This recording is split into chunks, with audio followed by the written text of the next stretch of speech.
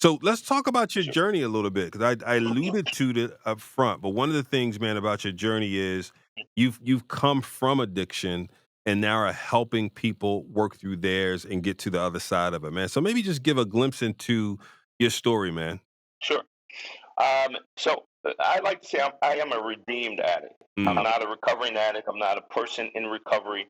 I am a redeemed addict, and I'm also a career or a redeemed career criminal. mm, And I say that mm, because during my addiction, it took me to places that most people do not want to go, which is behind right. the walls. You know, getting. I've got several. Well, to be blunt, I have over 44 arrests for Mm, multiple things, all addiction related, from stealing cars to property to substance abuse here, there, or depending on what state I was in at that particular time. Um, but in that arena of the addiction that had a hold of my life, nobody really saw me. They didn't really see the mm, scars or the wounds that were still open, that were right. causing me to act out and do the things that I was doing.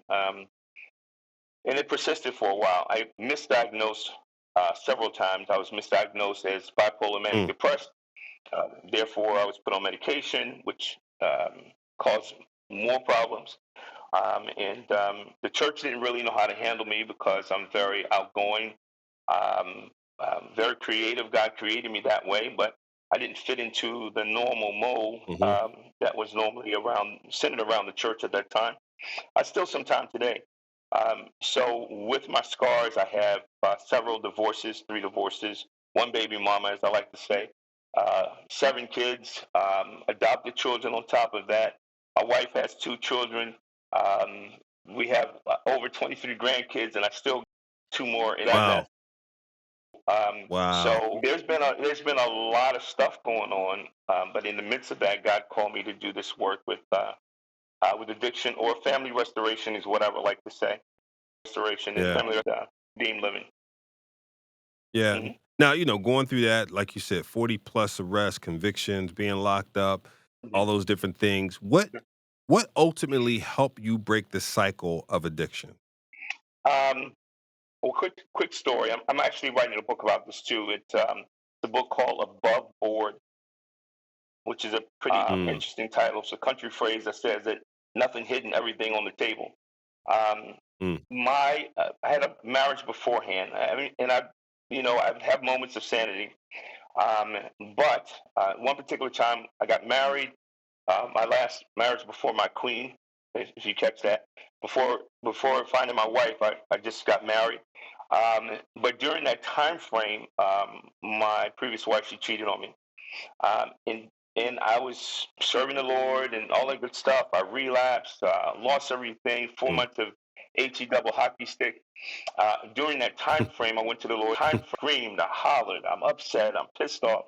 You told me to marry her. You showed me her in a dream. This is the woman, and blah blah blah blah blah. And it's in our moments of crazy distress when we're mhm. honest with God and we ask those questions, He answers them. So I did all of that, and He answered me. He answered me. He literally talked to me Mm, in my mm, ear, not in my head, in yeah, my ear, yeah. as if he was standing next to me, and he said, "Now you see how I feel when you cheat on me." Mm, mm, That mm, shut me down. mm, mm, What do you say to that?